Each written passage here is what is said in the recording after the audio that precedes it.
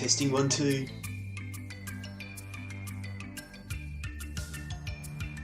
Testing 1 2. Here we go. And hopefully we should be live.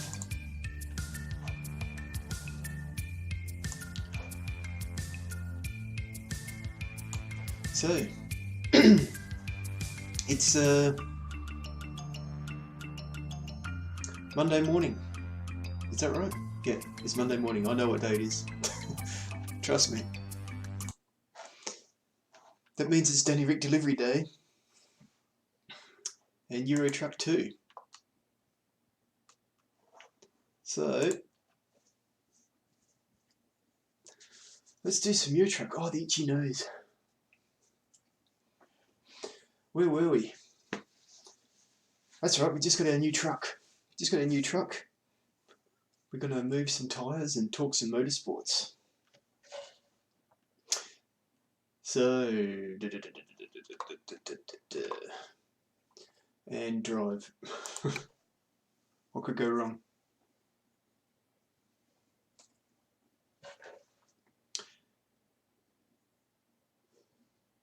So,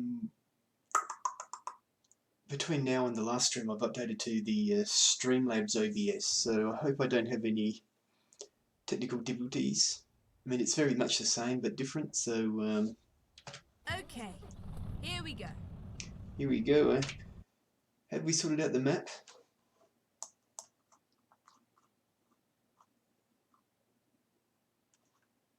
Yep, looks like it. Let's just get into it, eh?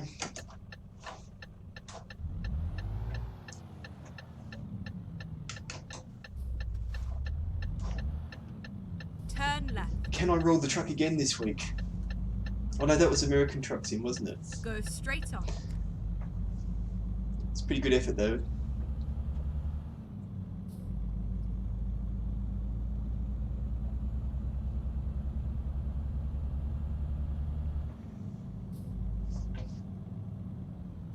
And today's motorsport chat. I mean, starting with F1 as always. I think the story that's been doing the rounds, isn't it, is Haas. Grosjean. Is he going to get the arse from Haas? I mean, there's been two names linked with the team, hasn't there? One's Ocon, the other one's Fittipaldi.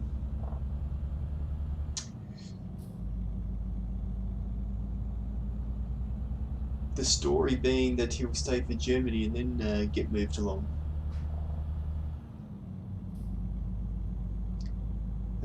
What do you think? I sort of get the feeling that there's blood in the water now. Keep right, and then exit right. Haas needs to make a change. Exit right. I don't have a lot to say in defence of Grosjean, but the one thing I would say is that, you know, the car is not up to scratch. Turn left. It was very disappointing on race day. You know, there's something, both drivers say there's something not working with the car on race day. Just Magnussen's been able to qualify the car a bit better, hasn't he? He spends his time dropping back through the field. So I don't think just Grosjean out someone else in is going to make their lives any easier.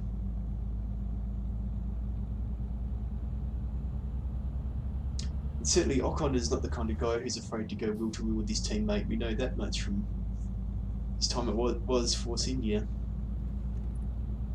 You know, those guys used to end up close together all the time, and maybe his year on the sidelines will have chilled him out, I don't know, but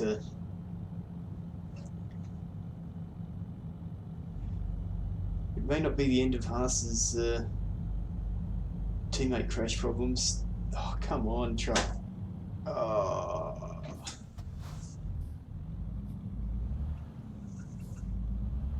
Still need more power. Sorry, mate. I think that was one of the disappointing things, wasn't it, when we were building this truck, was the You just couldn't get the sort of horsepower you want. You need to sort of run up to take this guy.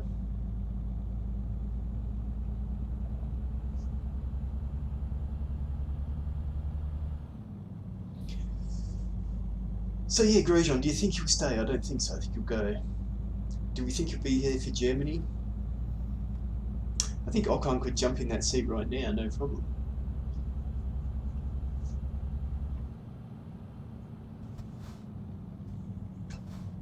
I'm not sure what good it does Ferrari to develop Ocon though.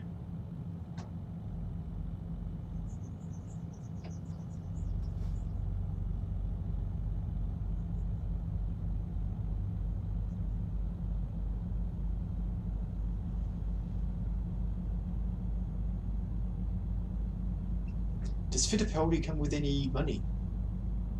It's one of those things, isn't it? Like, they give you these stories, but they don't give you the details. So we go, does Fittipaldi come with any money?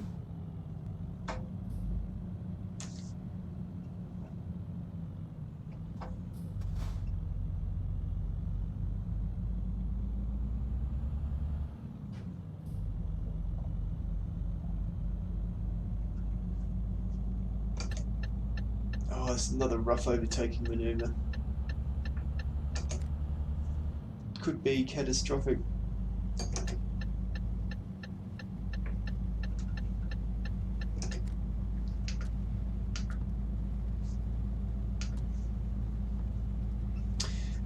But yeah, you sort of get the feeling that all of a sudden these stories are starting to appear, and sometimes I think these stories can make something happen. You know, there's sort of teams on the fence. Do we do something? You sort of get the feeling at Haas they need to do something, even if it's a meaningless move, just to have a bit of a shake-up.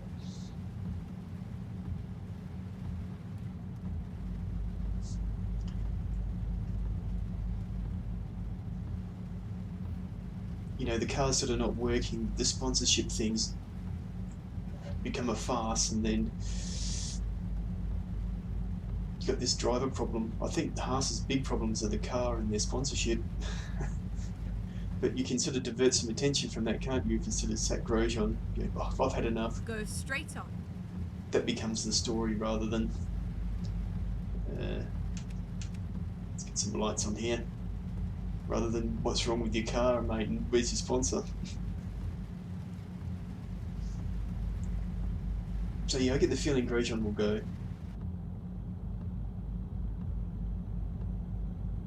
I reckon it could be as soon as Germany too.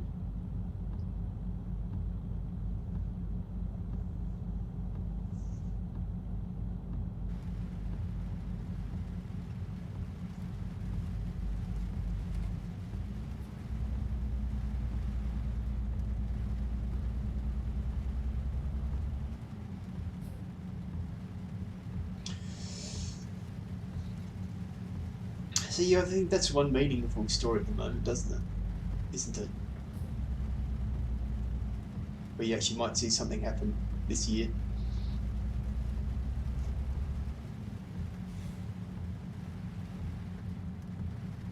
Go straight on. When they may use, they may want to get that sort of test that they wanted to do last time out, the comparison, the two specs of the car.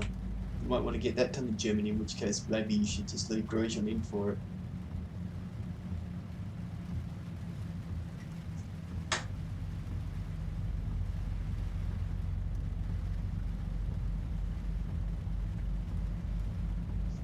How am I for fuel? I'm good. I'm going to do 260 k's.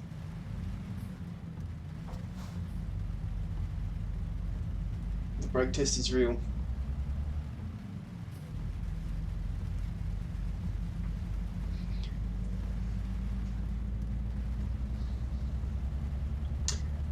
Now, if Grosjean goes, do you think you'll ever see him again in Formula 1?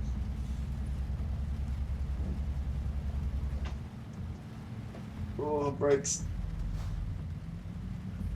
It's supposedly an 80km/h bend. It's good to get into Switzerland.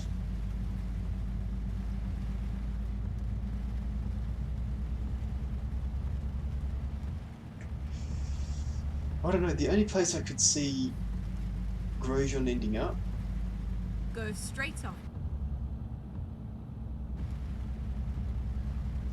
would be Renault if they're really starved for drivers next year. Then maybe you could sort of see them holding a French driver in there as a stopgap.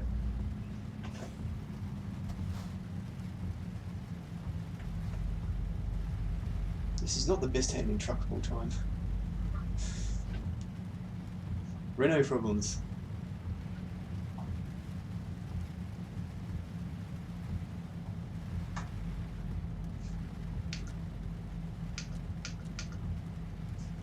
Get ready to turn right.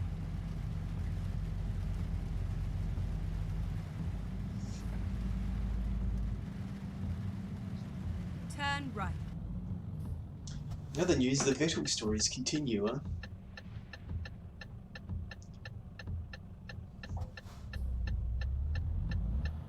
I'm getting super annoyed with all these stories about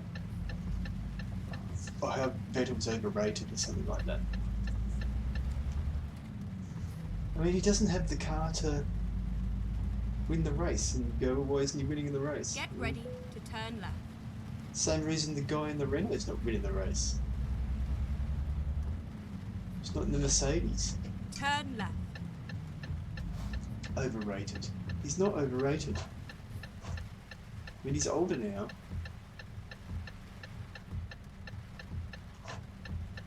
But don't forget, his first win was in a bloody Toro Rosso. Toro Rosso in the wet, remember? That guy can drive, 100%. Get ready to turn left.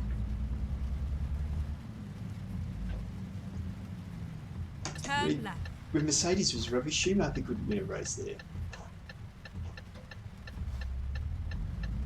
You know, he's a bit older and the car's not up to it.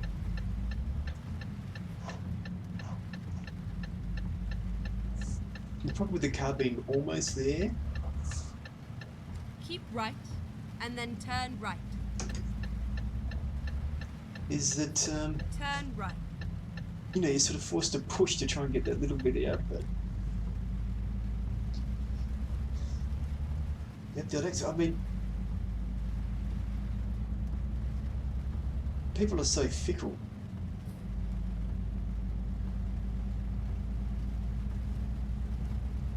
He's having these accidents, a couple. Because he's pushing that thing beyond its limits. Keep right and then exit right.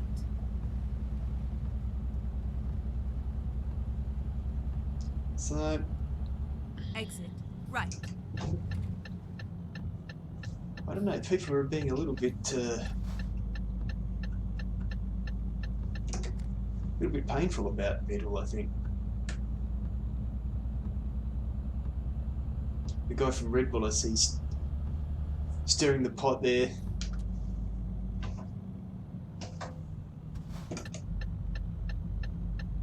Saying he should leave Ferrari to get his groove back. Bit of the... It's a free shot, isn't it? It's a free shot.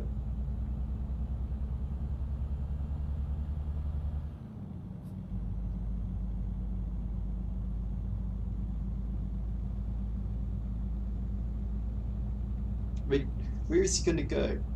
Except Mercedes. He's not going to go to Mercedes, is he?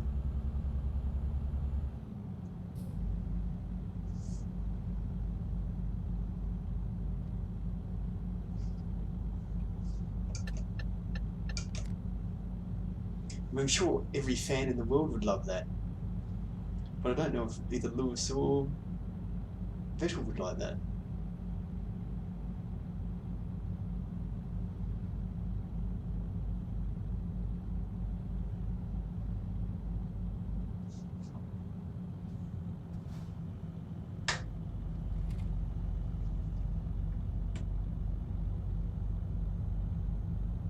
You know, having to drive for Ferrari is one of those first world problems, isn't it?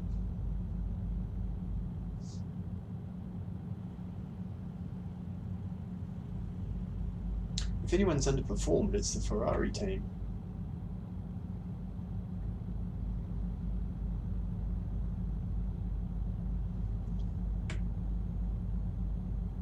Unfortunately, what they've done for the last like 10 years is produce a car that's good enough for third place.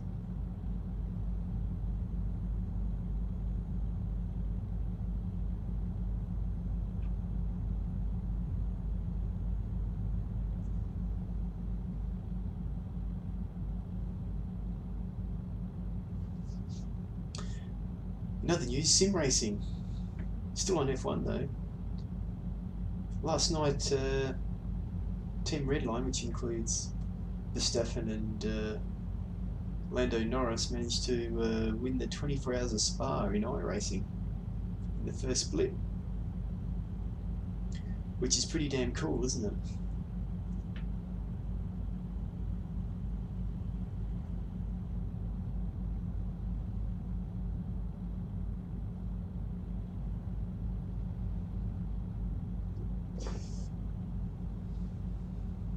I mean, by all accounts, there was a story too that Norris basically spends all his time racing between Formula 1 and sim racing. You know, that's basically what he does. Max is kind of the same. Max does a lot of sim racing events, a lot.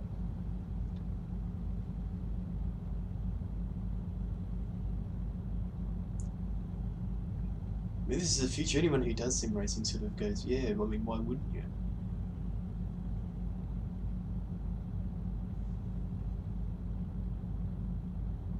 I mean, people think that the simulators that Formula 1 teams have are something well removed from the simulators that people drive at home, but they're based on software that's commonly available to everyone. Keep right. Yeah, it's not iRacing, but you can use the same or very similar software yourself at home, no problem. Exit right. Oh, that's right, I'm going to Burn. I love Burn.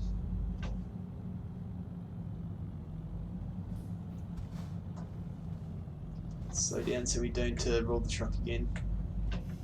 Got a bad habit of doing that.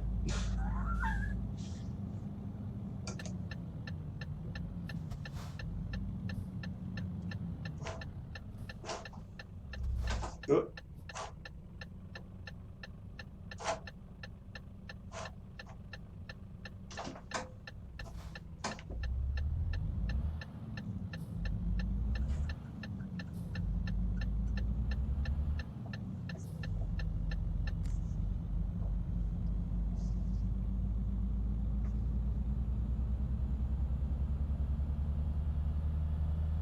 I've got to say, I think I preferred the other Renault. But anyway, what were we on? Oh yeah, sim racing. I mean, when Max sort of first started in F1, there were some very interesting articles about the work that he was doing with Team Redline. You know, that they were really doing interesting training, interesting simulations. The sort of simulations you can't just do just doing laps as well. And then turn right. We've got a human competitor, and then working on how to overtake on these tracks. Turn right.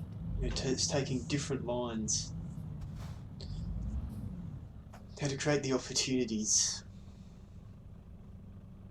And it kind of shows, doesn't it? I mean, his overtaking's a revelation compared to a lot of the normal stuff.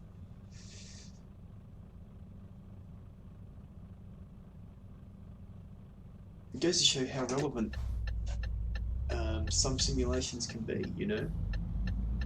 And then, of course, you're not going to do that and then learn to drive a Formula 1 car, but if you drive a Formula 1 car and then you can simulate some other things, it's going to pay dividends.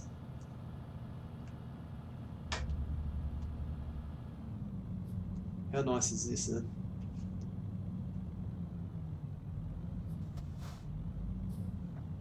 Bern is just the prettiest city there is, with that river that runs around it.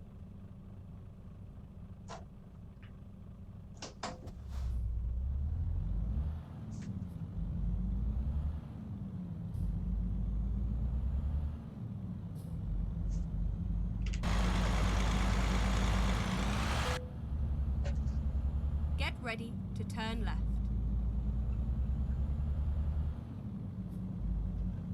Turn left.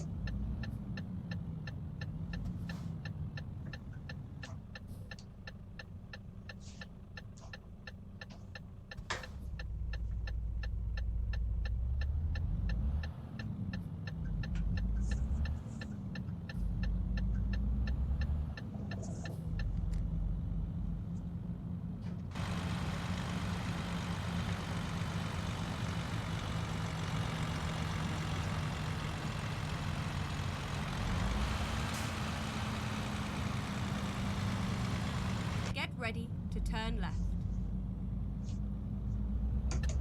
Turn left.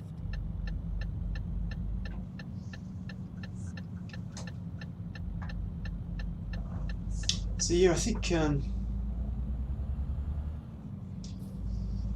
it's going to be the case with these young guys that they're going to have to do that, or they're going to be left behind, aren't they? I mean, Get ready to turn right.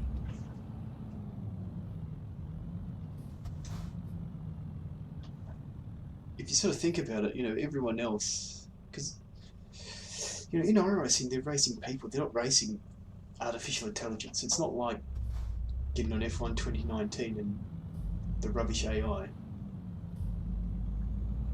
You're racing other people, and when you're in the sort of top split of that, those people are pretty damn Turn good. right.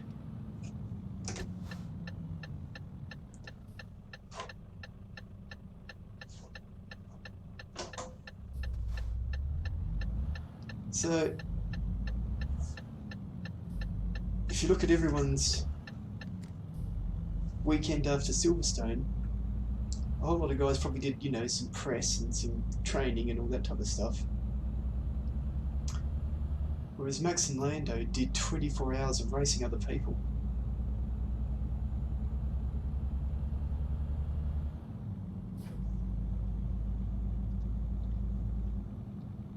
Keep right and then exit right. So when you come back, the next Exit right. weekend, everyone else is probably a little rusty, and you've done more racing.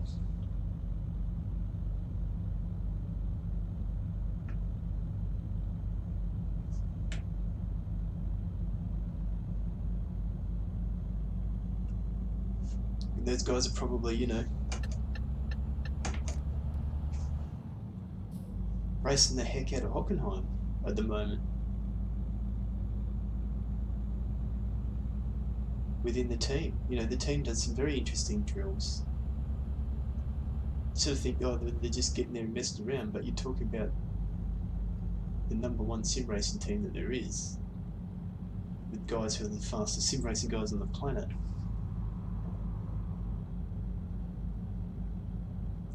So they'll be training with racing those guys around Hockenheim. You get there on the weekend, you're sort of ready to go, mate. Everyone else is, gee, it's been a couple of weeks. Keep left and then continue straight on.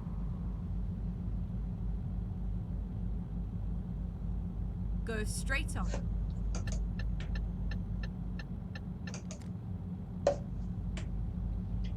And then, it's not like, because they can do it from home, or pretty much anywhere, it's not like, oh, you actually had to catch a plane to Spa and then hang around for 24 hours in the rain and I don't feel so well now. Comfort of your own home, mate. Keep left and then continue straight on. Miss some sleep, that's it. Go straight on.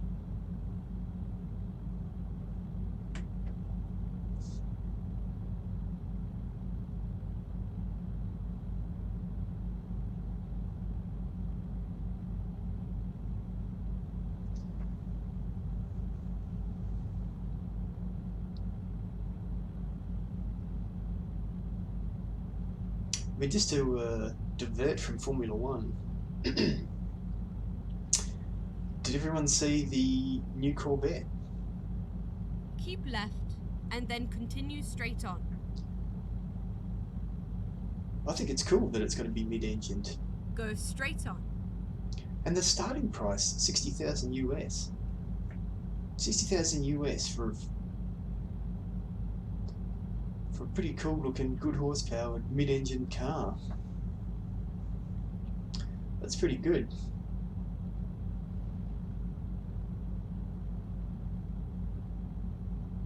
Keep right, and then turn right. I know this is going to sound strange, but one of the things I liked about the idea that that's going to go mid-engine most was it becomes a reason for them to keep the Camaro. Because it sort of gets to the point, doesn't it, where we can't make the Camaro any faster than the Corvette because it's a direct competitor, you know? A two-door front engine, rear-wheel drive V8 car.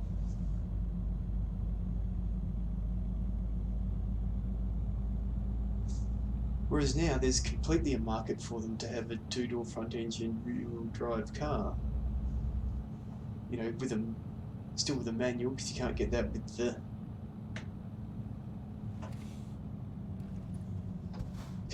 the Corvette.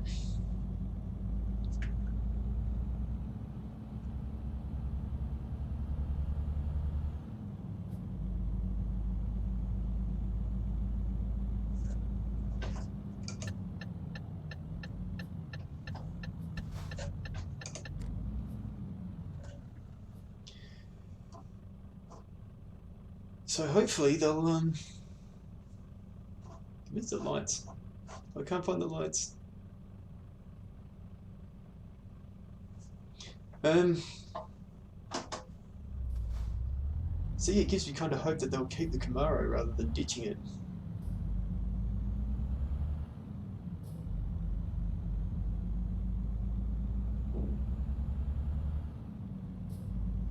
Keep left, and then turn left. Turn left.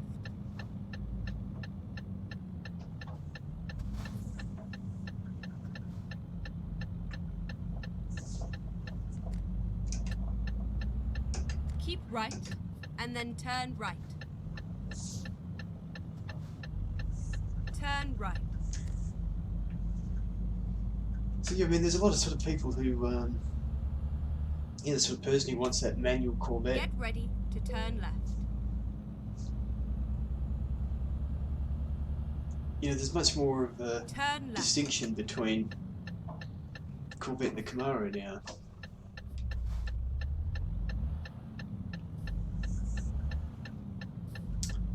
It'd be good if a new generation Camaro Get ready to turn just right. sorted out so it was easy to build and right-hand drive as well. Turn right. Then we could get it in other countries.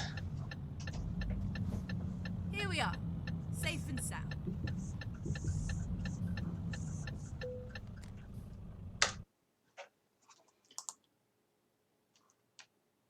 Oh yeah, whatever, we'll do that.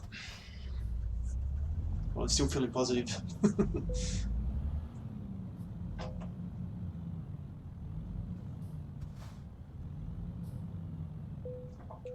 Oh.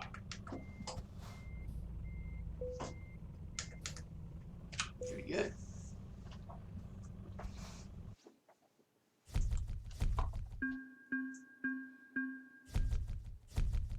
So those things, I haven't really seen any people's reaction to the car because, I mean, what's not to like? But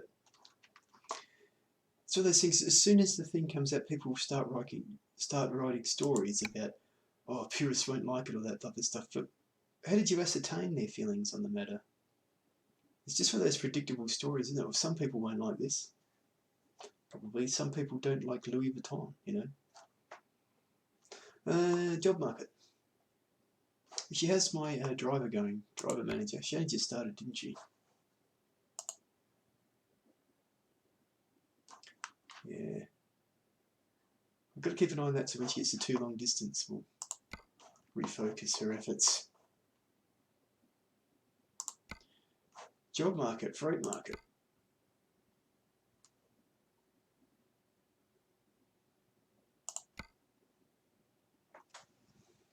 Have we picked up everything in Switzerland? Is there only 3 cities in Switzerland to pick up?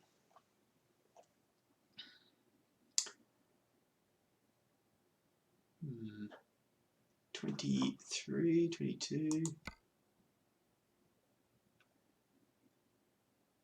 30.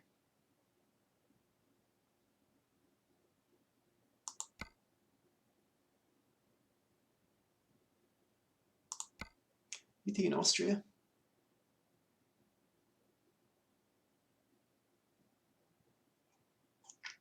Luxembourg.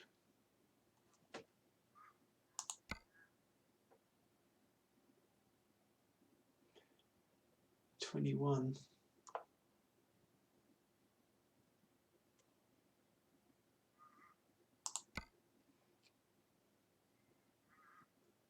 It's a nice little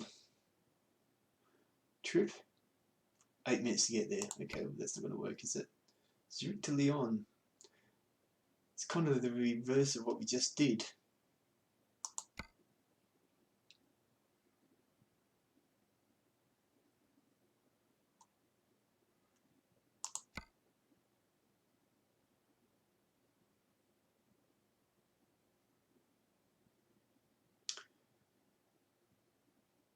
$15,000.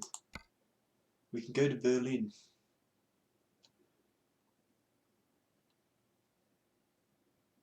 Wooden beams to Berlin. I like the sound of going to Berlin because Berlin is cool. Oh, we got plenty of time to get Drive there. safe. Okay.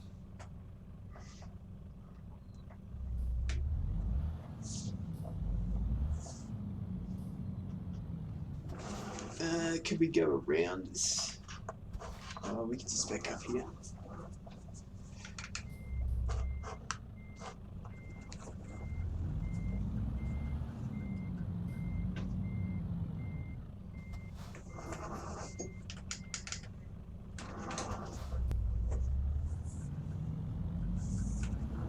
Okay, what's the lights?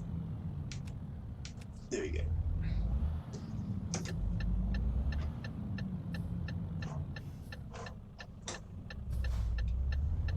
Turn right. Turn left.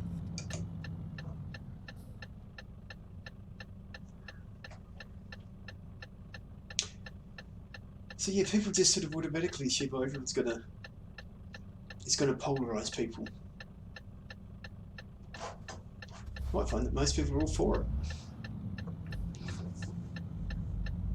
It's pretty damn good. Well priced. Turn right. It's one of those things though, isn't it? Especially with some of these American auto manufacturers, you know, the sort of ones that used to make cars in Australia as well. You don't really want to buy the first of a new model. You know, it's got that new gearbox in it. Who knows what they're cooling and that is like. It'll have teething troubles for sure. That'll only be found out with people doing mileage on them. So yeah, you want the second model where they sort of worked out, oh yeah, we fixed the problems Keep with right, the gearbox and the cooling. And then turn right. Turn right. And the annoying rattles that started to appear after 10,000 miles. You sort of want the Mark II, you know.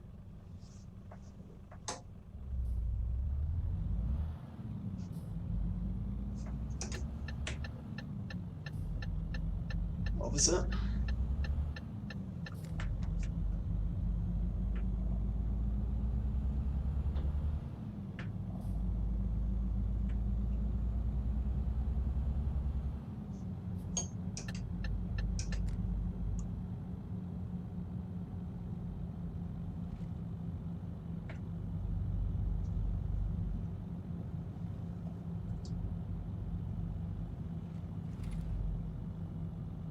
Keep right, and then turn right.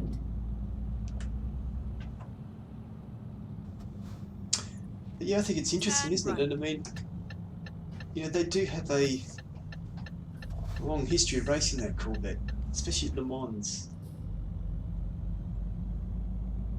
Maybe this is going to give them the scope to turn that into an even better race car, a bit along the lines of the recent Ford GT, you know. We are finished.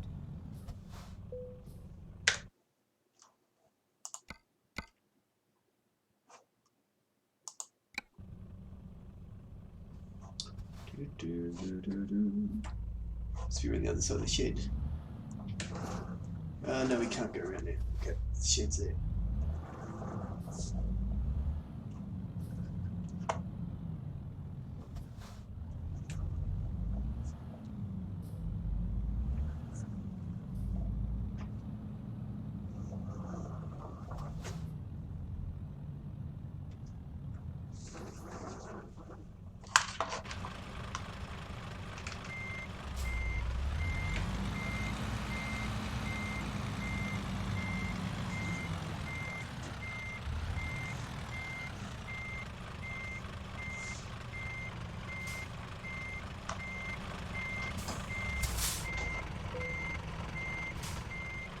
Let's go.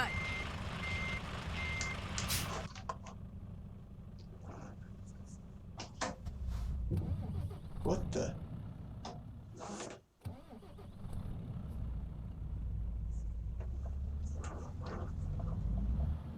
Not sure what happened there.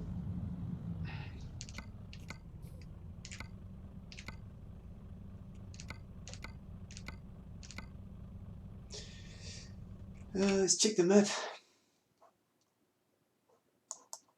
Always got to check the map. Actually, there's a fuel stop coming out of here. I might make that. Stuttgart, we're not going through there. Nuremberg, we've been through.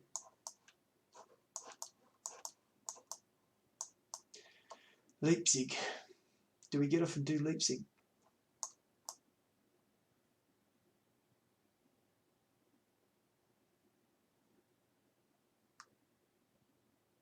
Why not, eh?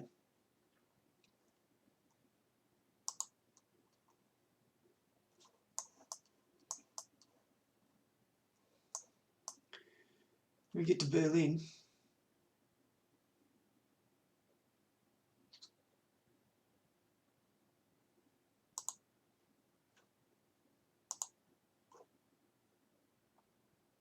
There we go.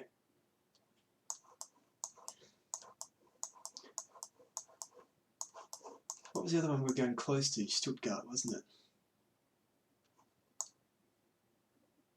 Do we get off and pick up Stuttgart at the same time?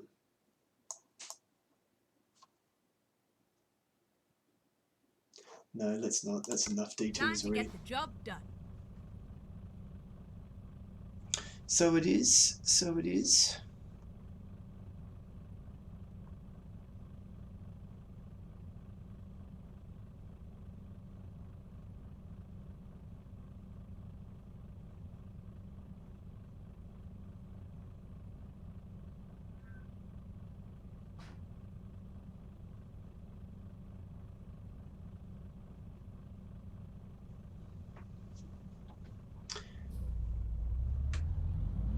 Okay, here we go.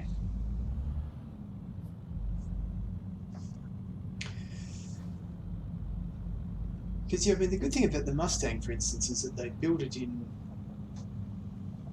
a format where they can produce a left-hand or right-hand drive one.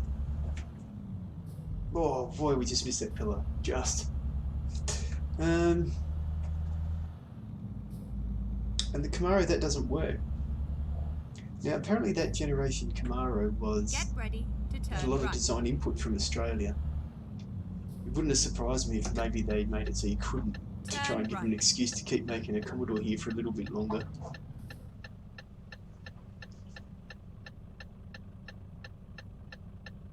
I mean, I know a lot of the Chrysler products are made in a way that they can make a left-hand or right-hand drive one, supposedly, you know, the 300 or whatever it is. But they don't do a right-hand drive, as far as I know, Challenger Keep right. or Charger. At least they don't bring them here. I mean, Exit right. I think there's somebody who's actually, they import the Challenger and convert them. But you know, you're buying a $60,000 car and spending $200,000 for it. just, you know, nonsensical. And HSV were planning to do a similar thing with the Camaro, or are doing a similar thing with the Camaro, you know, bringing it in and converting it over. Keep right, and then exit right.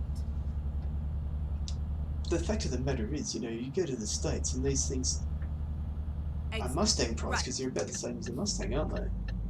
So then why would you have, why would I pay 3 times as much? 3 or 4 times as much?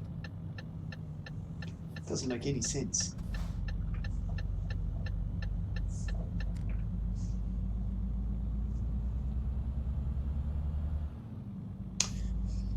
So yeah, it's a shame if they don't design these things to be right-hand drive. I mean, that shouldn't be too much of a problem with the Corvette if it's a mid-engine car, because you don't have that sort of problem with the steering gear, do you?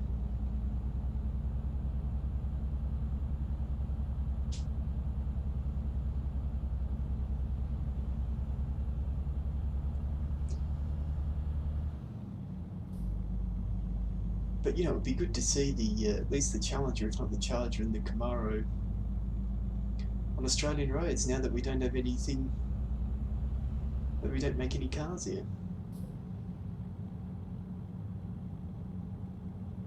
Not only would it be good to see them on the roads, it'd be good to see them on the racetracks.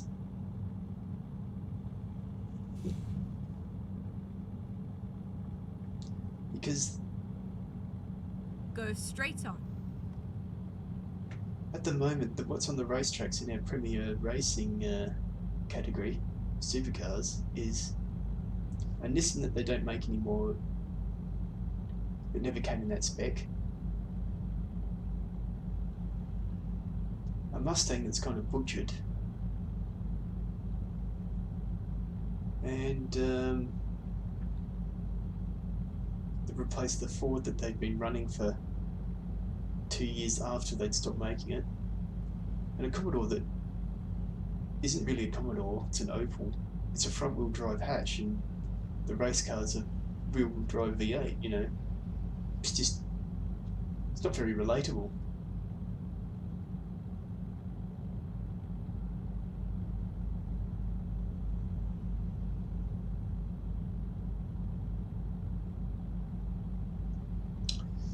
You know, you could have something a bit like TA2. Now TA2 TA2 have brought in a new sort of spec engine that people can buy that's as much power as other specs of engines, costs less, and is ultra reliable. This sort of changes organising bodies should be making. You know, and the proof is in the pudding that TA2 racing is going from strength to strength. There's not much of it here, but now that's not surprising because the cars are still a little bit irrelevant, but they're a pretty reasonably priced race car to get into for people. A good sort of parity formula, a little bit of brand competition going on, but not so much as a manufacturer can step in and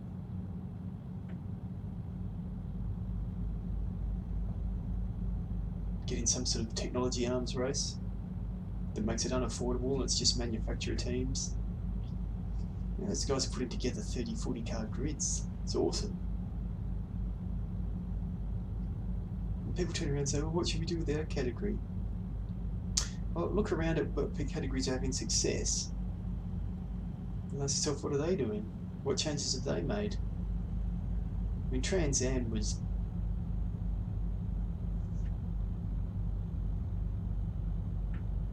you know, go straight on. A bit lackluster for a long time. Whoever brought in the TA2 category and's been managing the rules in that there has done a fabulous job.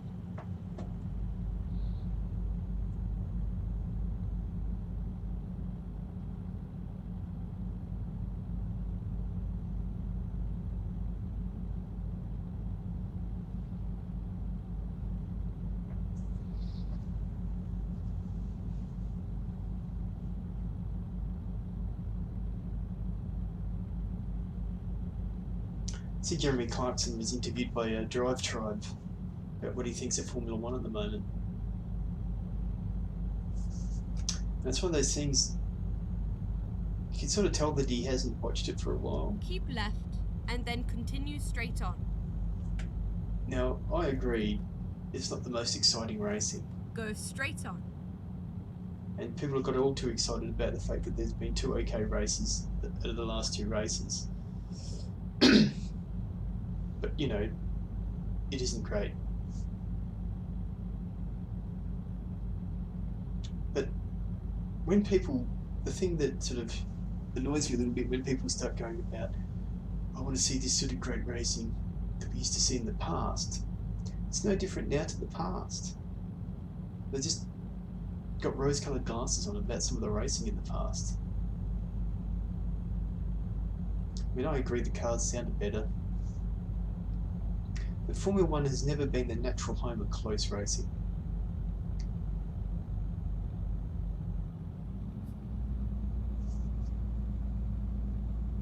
You know, the most you get is sort of two competitive teams. And people go, oh, there is great racing. Yeah, there's 2 teams who are going to be able to win the Grand Prix.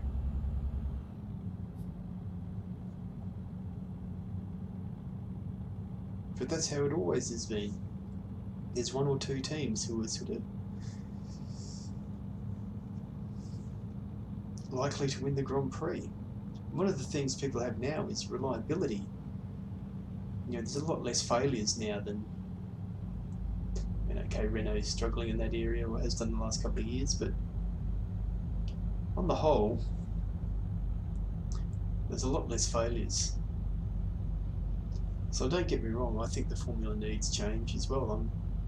I've got my fingers crossed for the 2021 rules. But this thing about how racing used to be great, not from what I remember. The things that sort of create great racing is when something unpredictable happens.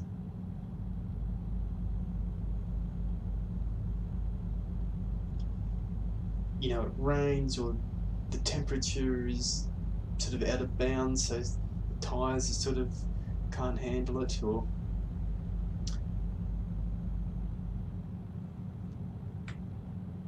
there's this sort of articles this week, especially from Autosport. Autosport I think is second rate. Let's put it that way.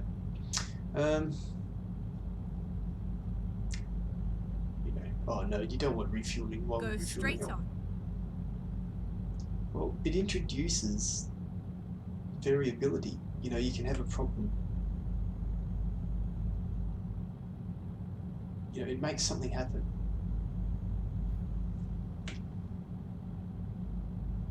It's another calculation to add in. How much fuel do we run? It's a lot harder for people to sort of switch pit stop strategies at certain stages, because you just can't say, oh, we'll just keep running now, because you go, well, I don't have the fuel to run. You've got to come in. We get in the pits and, you know, a tyre stop now is between 2 and 3 seconds for the most part. So that doesn't create a lot of variation in terms of pit stop time. Got to pick up a second or something like that. Now when you're refueling, how much fuel you're running, you can extend the length of those pit stops. And extend the variability of the time of the pit stop, you know. If I run a lot of fuel, my stop's going to be quicker, but my lap times are going to be slower. And probably the tyre wear will be, you know, it's another factor to balance. Another factor for Ferrari to get wrong, probably. Go straight on.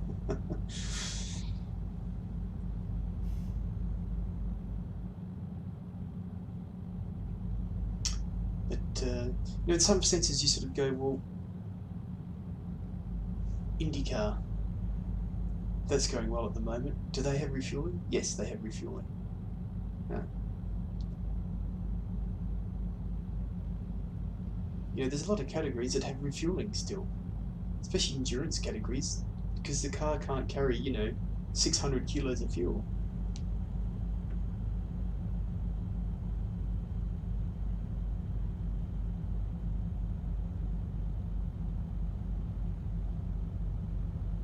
You know, the fuel nozzle doesn't go on, that gets jammed or something like that.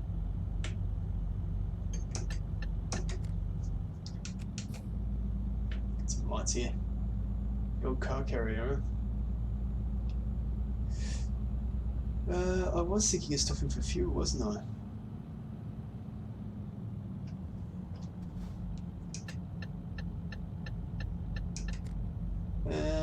And he's missed the turn off. Oh well. I'm sure there'll be another one. I think we're in Germany, aren't we? It'll be well organised.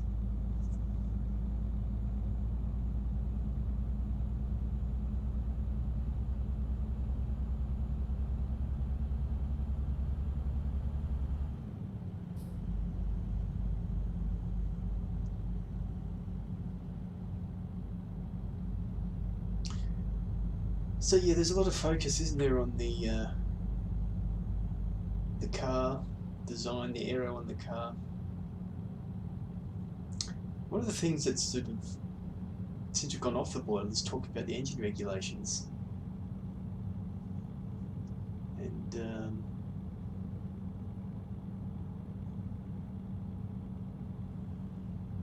I think it could do with some simplification there.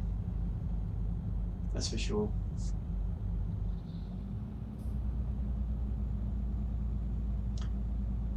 But the other two elements that aren't being talked about enough is the tracks. If you run on tracks that aren't conducive to good racing, you won't get good racing. And the other thing is the you know, that adding of variability. People are sort of time and motion men, like to remove variability. Because it lets them control what's going on, you know. So the sort of people who run Formula 1 teams want to remove as much variability as they can. But variability means, you know,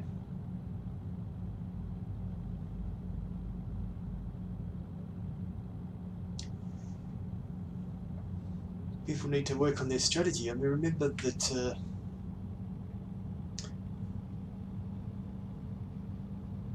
when Ferrari had the good strategist, you know, those guys won races on good strategy.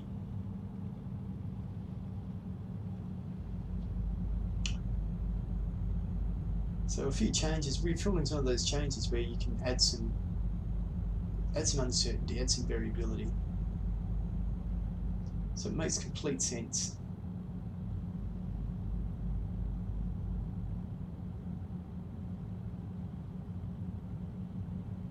I mean, one point of Clarkson's that I would take on is said that when there was this weekend of Great British Sport where basically the tennis was on, the Wimbledon final was on. Oh, there goes some jets. That's cool.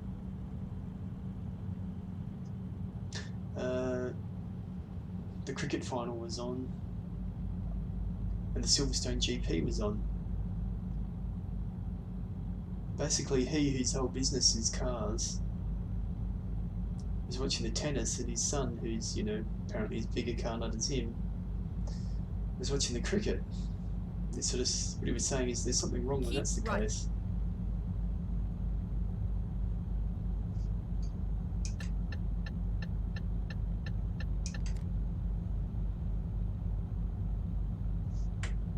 Keep left.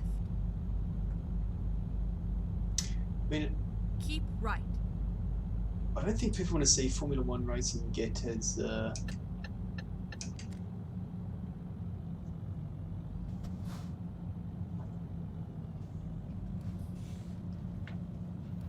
contact heavy as IndyCar. I mean, one of the things he said was, the cars are too fragile. But look at the hit Max had last week. Fragile in certain areas, yeah. I mean, no one's running an open wheeler that's got a super strong wing. You can't use it like a bumper bar. You know, an IndyCar, if you take a clip on the wing, you're going to lose an end plate. It's just in IndyCar the aero is such that's not going to completely ruin your day.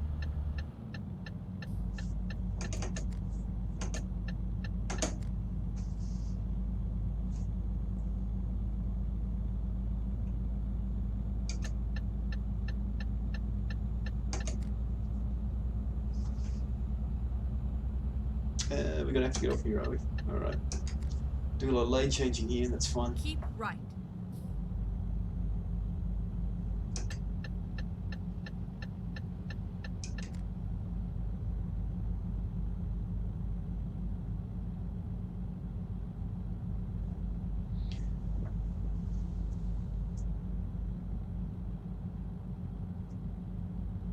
I mean, one of the things that they're still not talking about is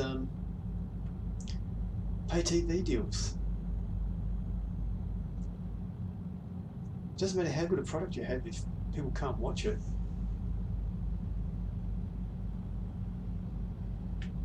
As to me, you know, I follow it, and the racing is almost irrelevant to me because I can't watch it anyway. For me, it's like a men's soap opera about who's going where, who said what to who. It's just I don't care that such and such is pregnant. I care that such and such is in line for a seat.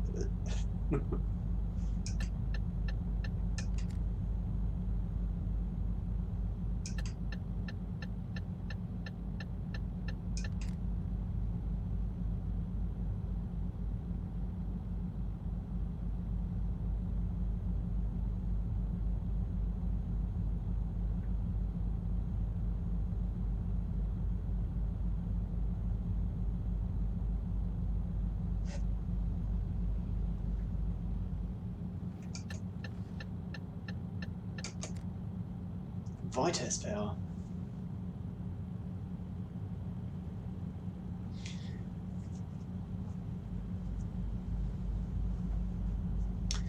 Then there was a strange story out of that Aston Martin would be interested in supplying Red Bull an engine if Honda pulled out. That's a story out of nowhere, isn't it? I mean, does Aston Martin have the budget to develop an engine package?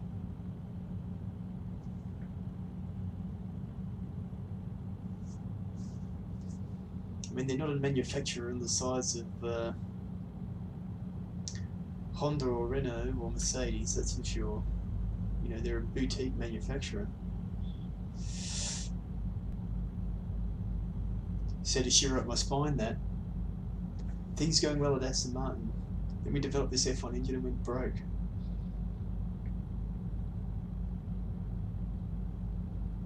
I think the idea of rebadging like that they're doing now is, you know, none of the risk, all of the reward.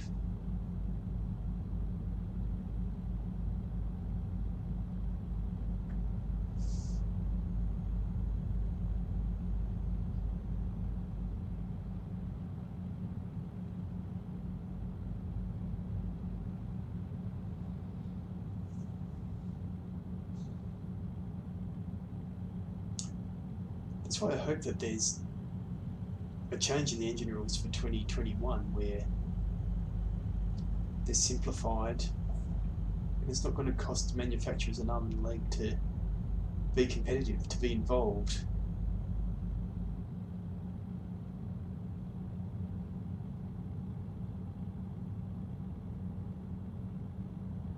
I mean, again, look at the IndyCar. The IndyCar runs a turbo V6. The Formula 1 runs a turbo V6, but with the ERS and all the recovery systems and that type of stuff for hybrid systems,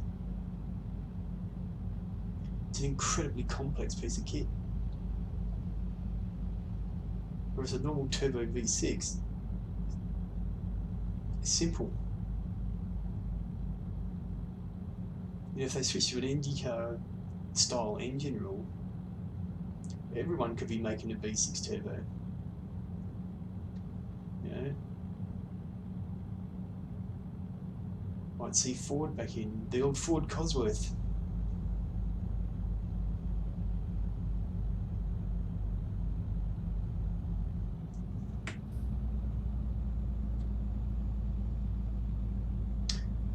mean, in some ways, I think maybe they like having only, say, 4 engine manufacturers, because they've sort of turned into a factory team and satellite teams, haven't they? I mean, Red Bull has its baby team, Toro Rosso. Ferrari has turned Sauber into a baby team with Alfa Romeo, and has a sort of relationship with Haas. Keep left.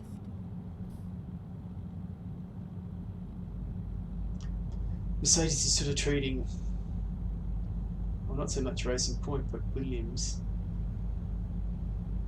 as a development team.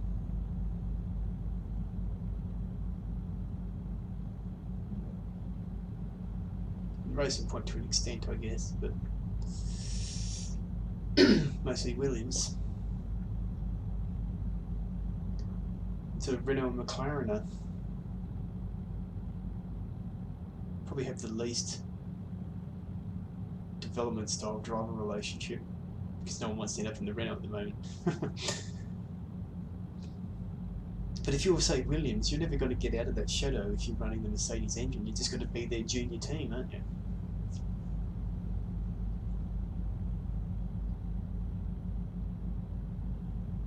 Yeah, they probably like, the engine manufacturer probably likes the idea of, well, I'll get all this extra data from Williams and Racing Point, and they supplement our cost for the actual race team. Running out of fuel.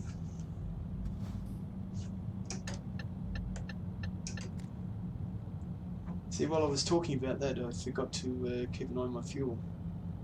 Keep right, and then exit right.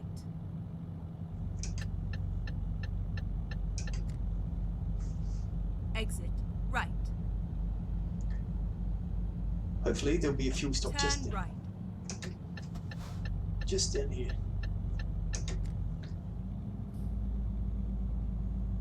Hopefully. Or it'll be the tow.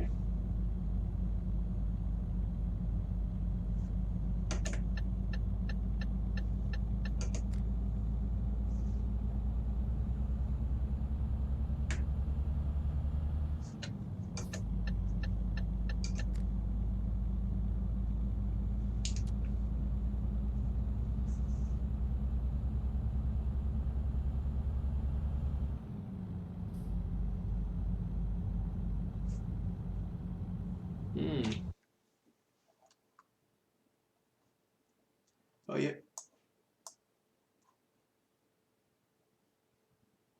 It seems to be a fuel stop. Is it a fuel stop? No, it's not a fuel stop.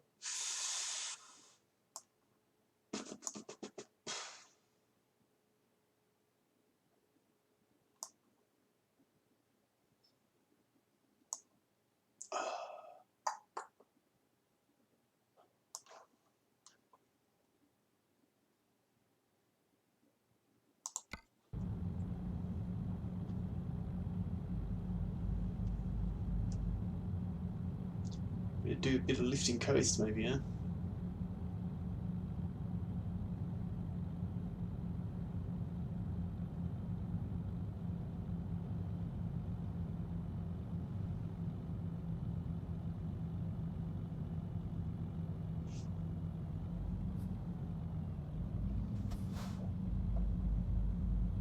Go straight on.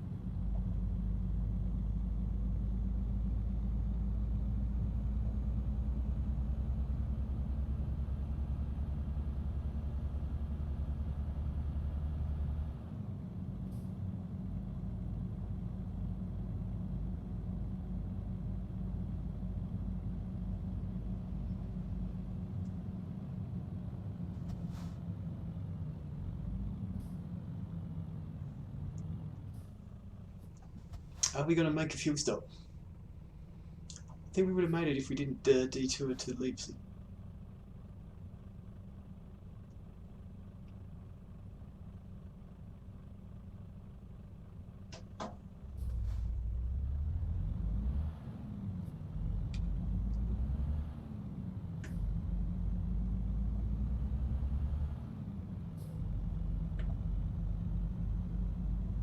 Keep right, and then turn right. Turn right.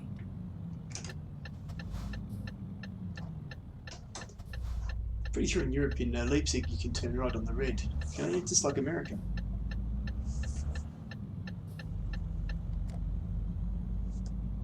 Go straight on.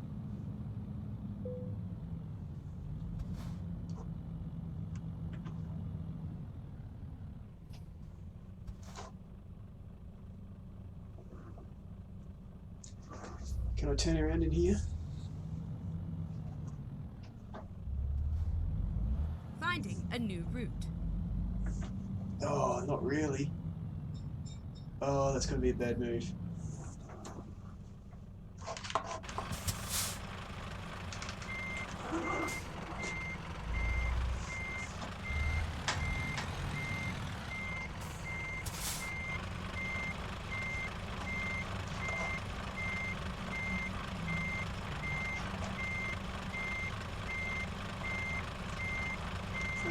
Okay.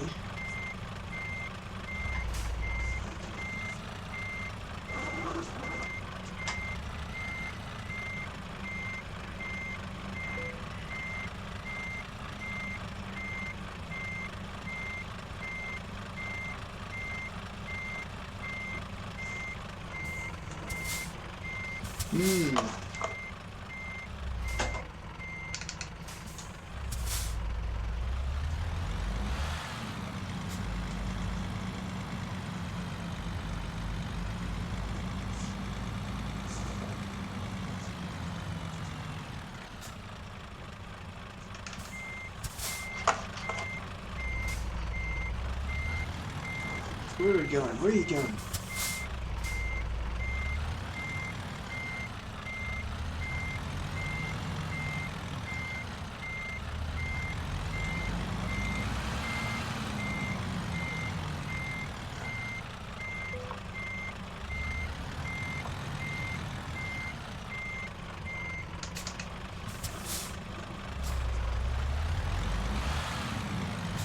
Oh.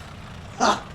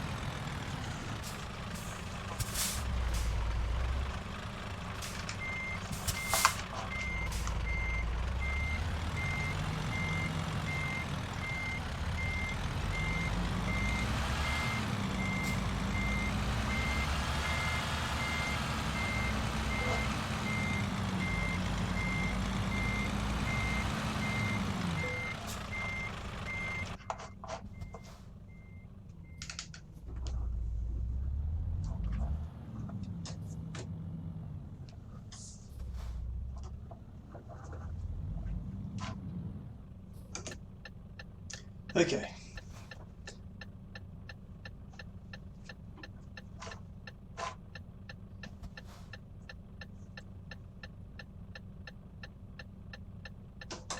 Come on, guys. Turn right.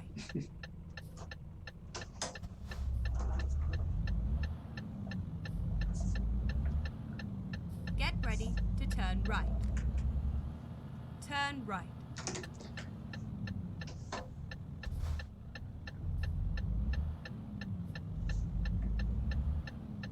Rerouting. What? Never mind. I'll find a new route. What? I mean, you'll find a new route. This is 100% where I'm supposed to be going.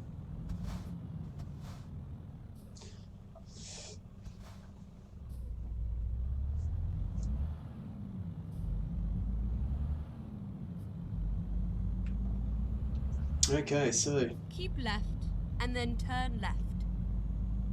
are we going to make it? Turn left.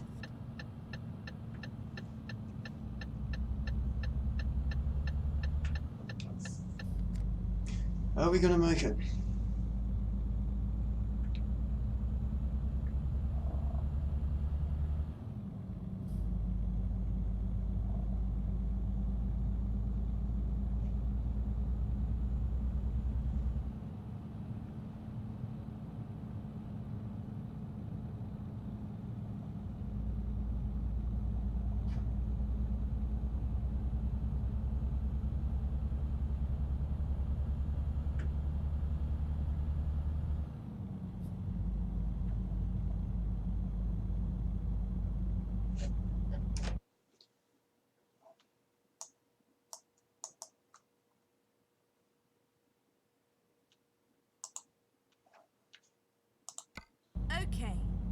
we go.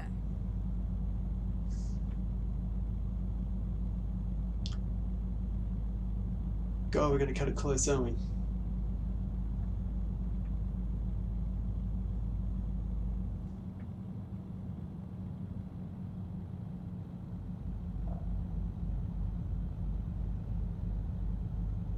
Keep right, and then turn right.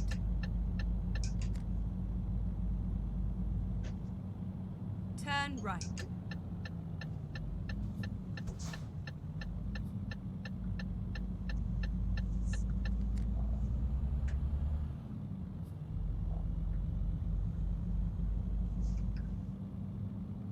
See, now this is why you should have refueling in Formula One.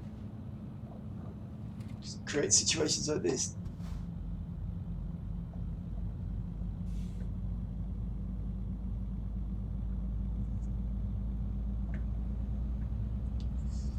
You know, track position versus fuel management.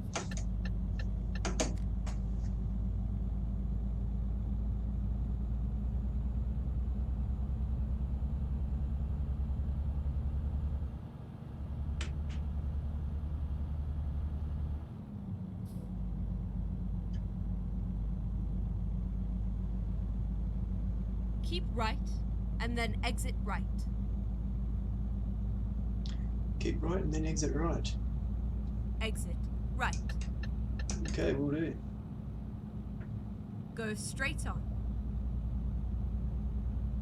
Keep right.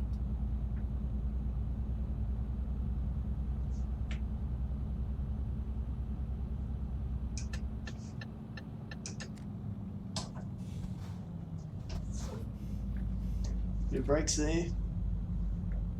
Oh, it's got to use fuel going up this hill, isn't it?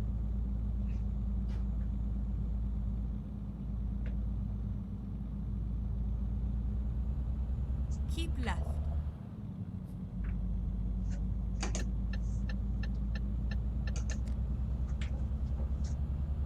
ETA 4:15. Tuesday 12 to 1600.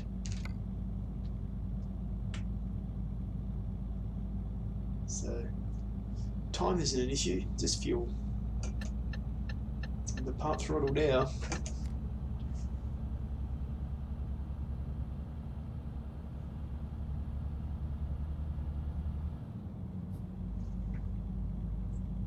May need to coast it in, huh?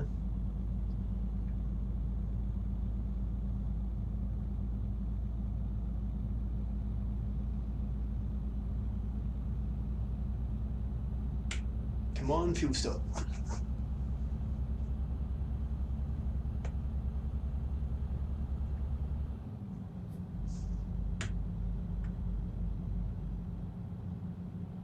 Leipzig? What the hell? What are we doing back here? Oh.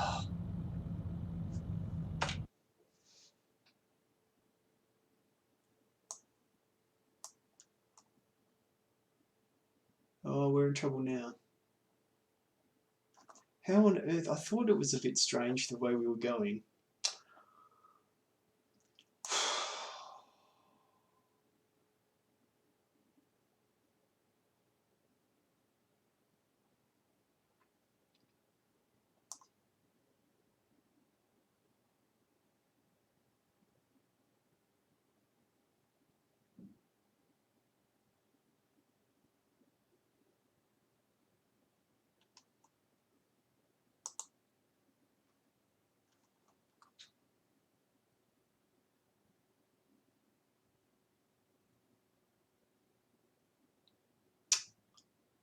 Man. Man. We should have been at that fuel stop by now, shouldn't we?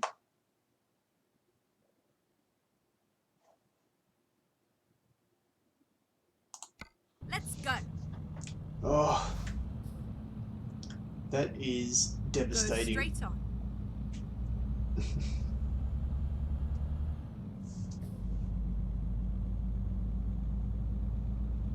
High deg tyres will be ditched for 2021. Let's just not think about the fuel situation.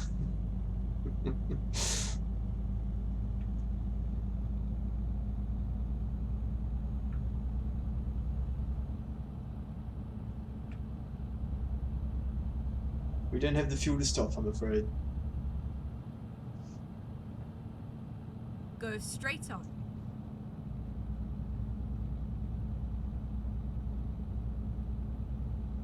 Keep left and then turn left.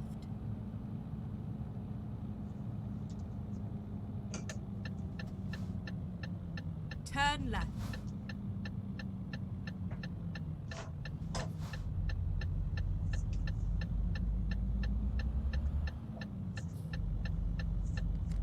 I feel like we've done this before. So, what are your thoughts on high deg tyres?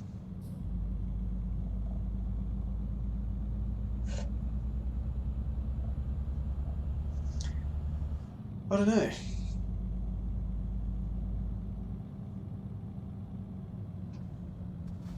I mean, you sort of want, don't you? You sort of want the tyres to fall off a cliff a little bit, where you can't manage them. You don't want to see too much tyre management. Mind you, in IndyCar, you have a bit of tyre management, don't you? And if you're kind on the tyres, you'll get some extra laps out of them.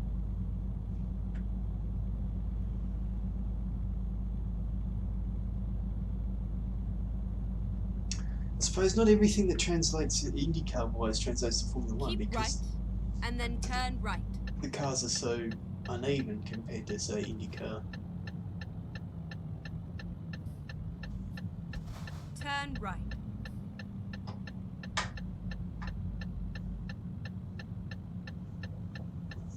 I cannot believe that thing rerouted us around for that and I didn't notice. Just when it said rerouting, I was like, what? What are you talking about? But I was still heading the right way at that stage. And then it took us in a big square around.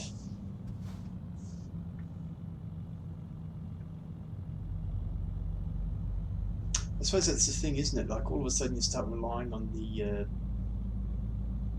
sat-nav. Just since that update, I just rely on whatever the sat-nav tells me. So I don't have to sort of think about, you know, keep looking at the map. You know, you'd miss the odd exit.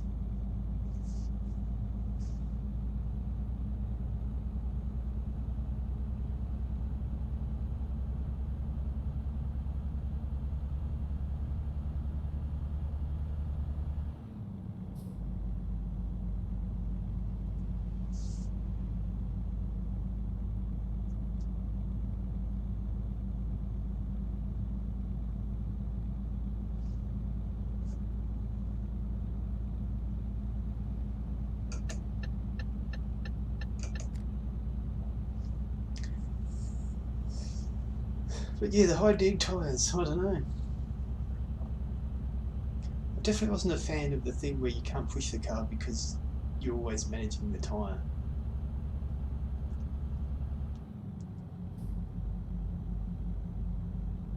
I mean, I don't care about the rate at which they degrade, as long as you can push on the tyre, right?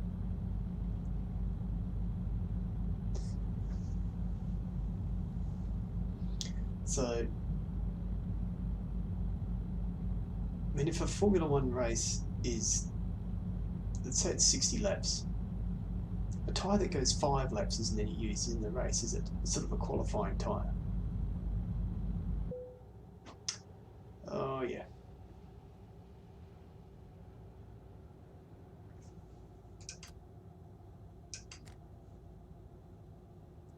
We are out of fuel.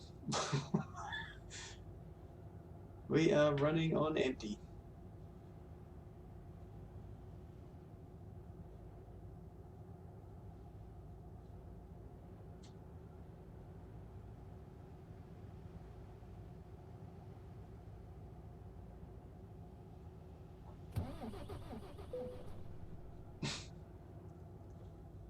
If I put on the starter, can you do that in this game?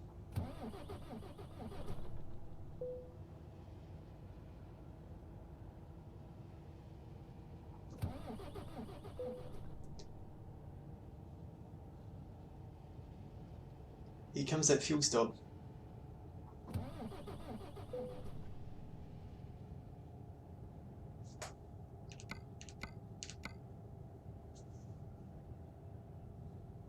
Keep right, and then exit right.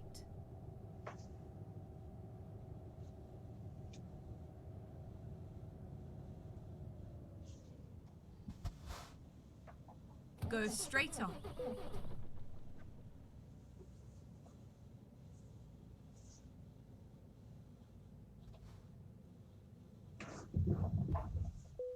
Oh, made it! Made it! The old bump on the starter got us there. We'll see how much fuel this thing takes.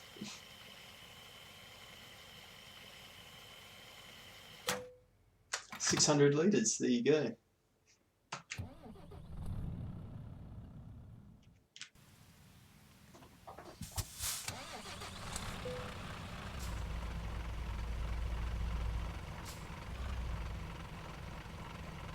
We're going to hit the petrol station.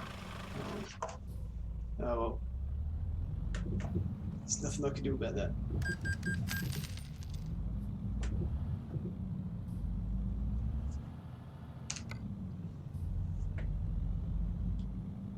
There we are, no problem.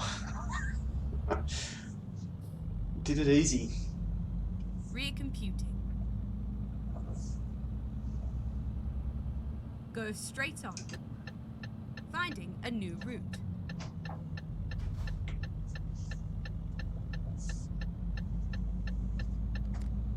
Did it easy. But yeah, the tyres, you know, it doesn't make much sense, does it, to have a tyre that lasts for 5 laps? I mean, you basically, if you have a 60 lap race, you want a tyre that's going to last for 30 laps and a tyre that's going to last for 20 laps.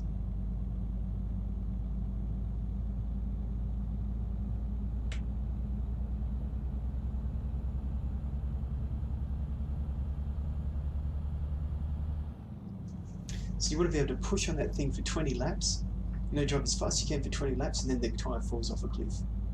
There's nothing left, you've got to come in for new tyres.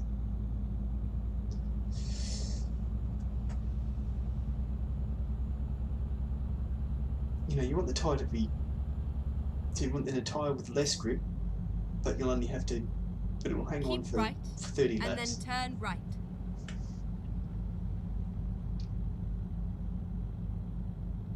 Turn right.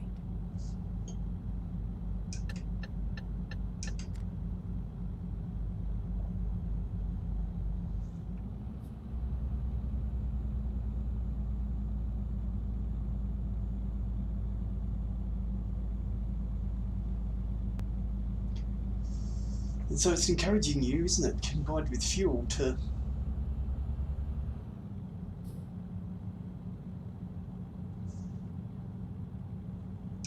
keep right, and then exit right. have a strategy, a 2-stop or a 1-stop strategy, basically. Or, you know, you've got to design the tyres and the fuel that a 2-stop or a 3-stop strategy is the decision to make.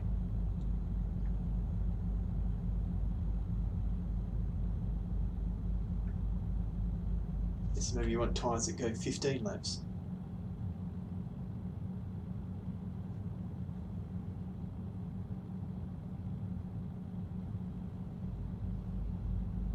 I mean, it is hard, of course, for a manufacturer to come up with a tyre that's going to last exactly a third of the race at all tracks. Keep right, and then exit right.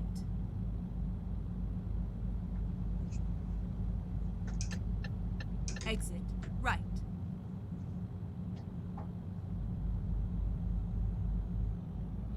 But yeah, you sort of want a tyre, don't you, that you can push on, and then it's just suddenly, no, we've got to come in. Maybe if you're, you sort of want it to wear at the same rate, whether you're pushing hard or, you know, you don't want a thing where you overheats the tyres and all of a sudden this 20 lap pair of tyres can only do 10 laps. Or if you don't push on that set of tyres at all, you can get 20 laps out of them, whereas everyone's going to get 15, because you sort of don't want people doing time management all the time. I don't know, a smarter man than I will have to figure that one out.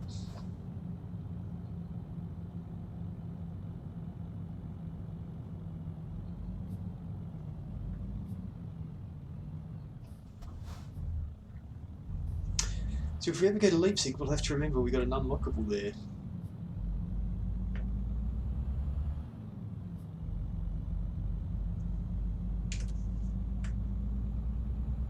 Keep right, and then turn right.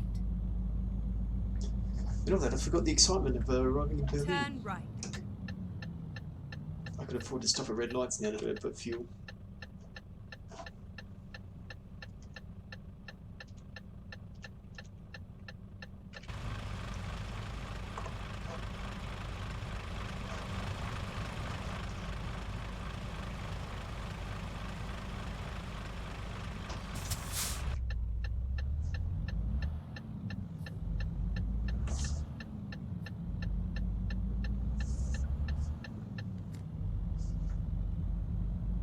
Get ready to turn left.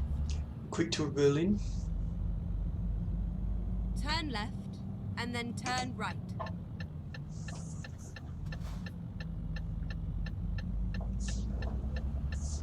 Turn right.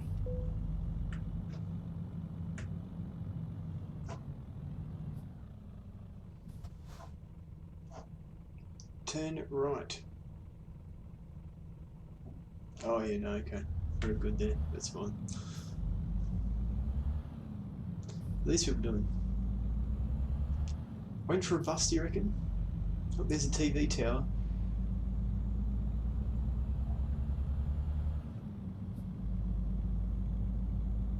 Get ready to turn left.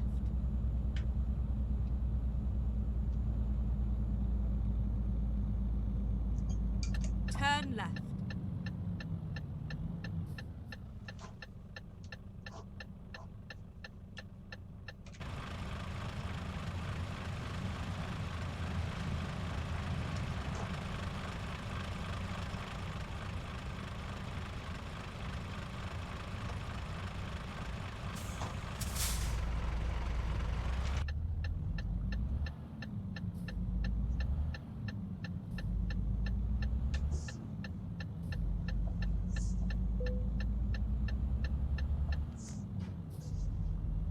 Keep left, and then turn left. Almost there. Turn left.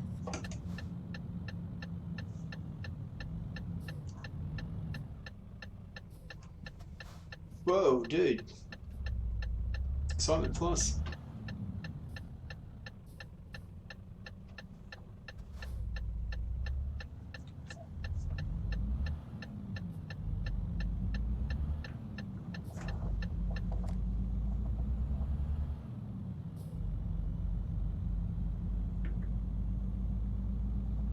Let's go and pull out a little bit here. Go straight on. True truck driver style. Because I want to be able to swing in.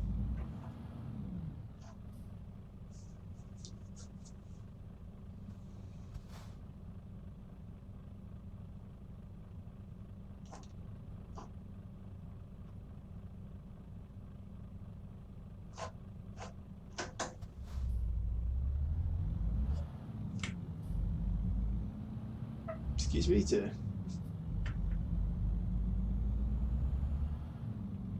The caravan. Get ready to turn right. Turn right. Well, they had a update this week. You can drive your caravan around Europe. Let's hope not. This is where it ends.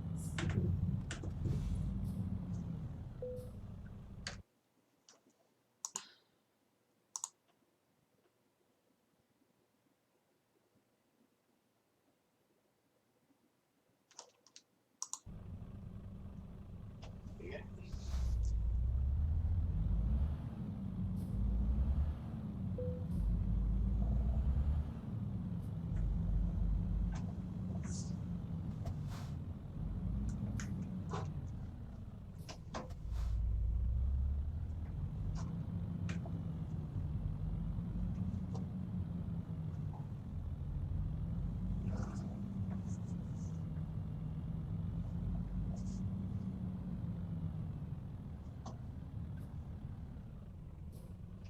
Am I in the thing or not? Apparently not.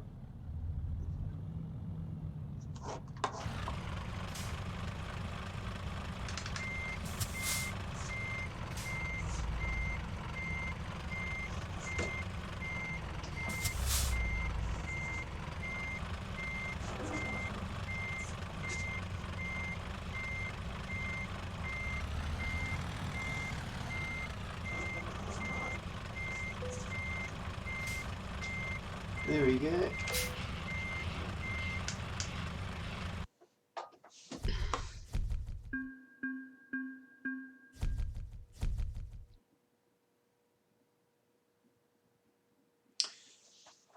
Okay. Let's check our other driver.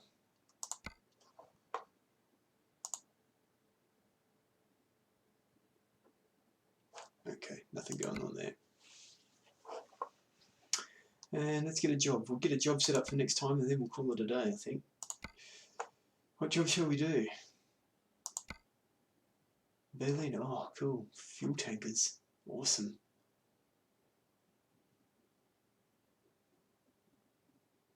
$38.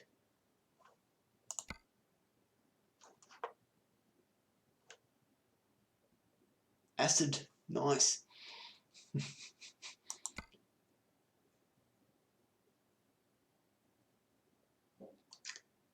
These pay good money, but they're a bit of a pain sometimes, aren't they? 8,000, 7,000.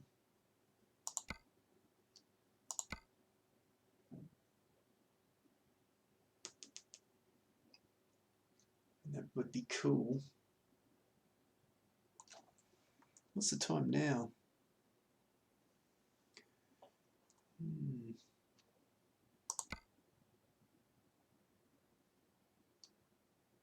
Boring. So we got 2 special transport jobs.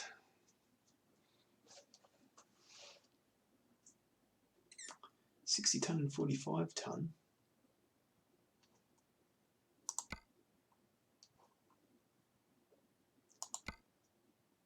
This one of acid, 33,000.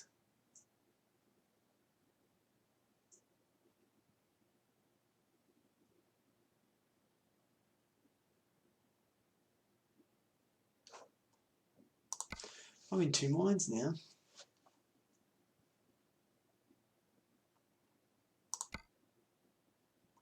I mean, this is good money in a long trip, isn't it? We'll set this one up. I'll queue this one up and then we'll call it a day. Okay, here we go. What are you doing? What are you doing? I have to open the clutch.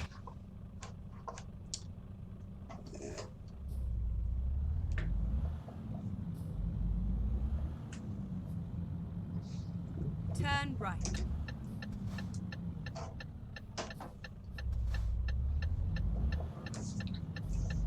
Since you bother getting all those driver qualifications, Go it makes sense to straight use it. Something kind of cool about oh.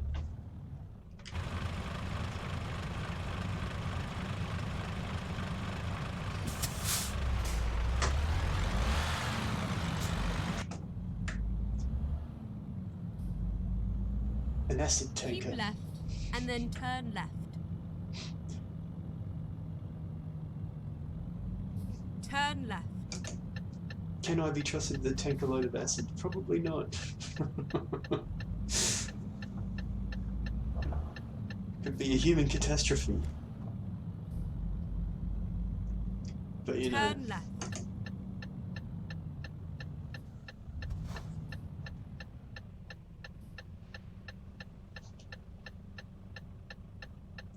Get it hooked up and then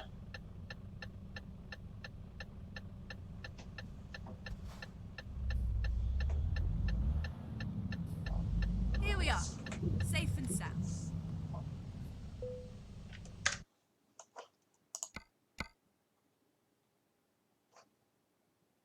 industrial goods. Oh, that's cool, isn't it? But next time we're in Berlin, we'll take that.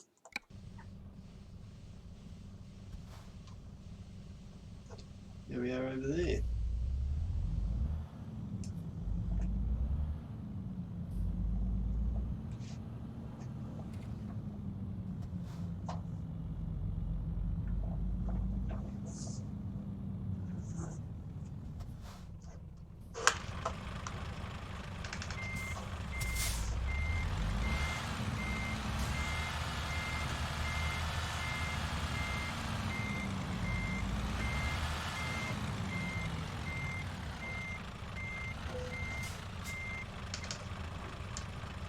Let's do this.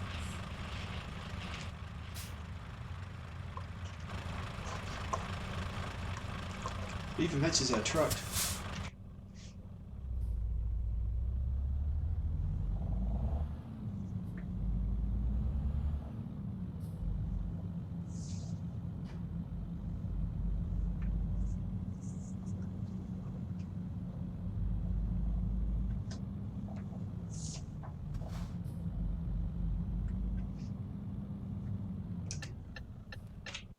Let's sort the map out. Ooh.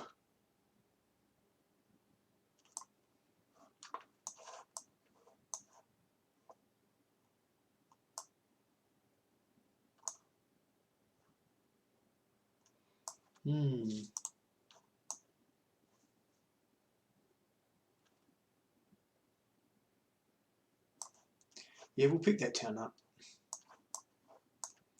Hanover.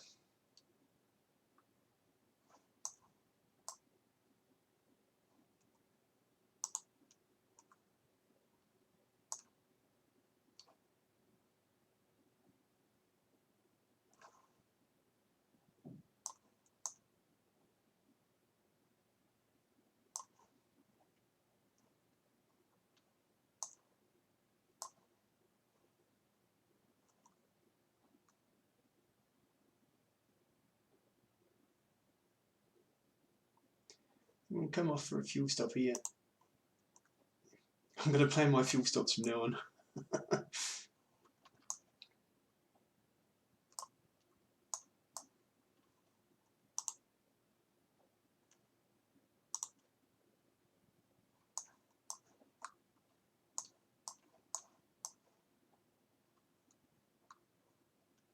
Cologne.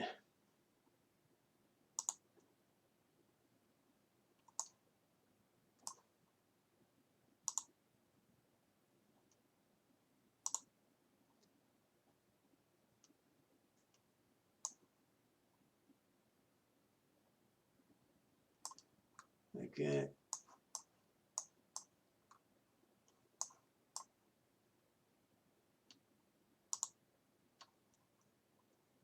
Man, we're making some detours now, huh?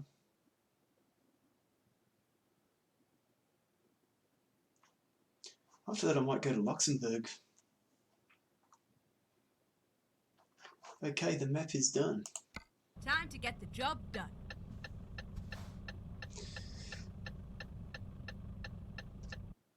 Okay. Let's call it a day. Because that's a long job.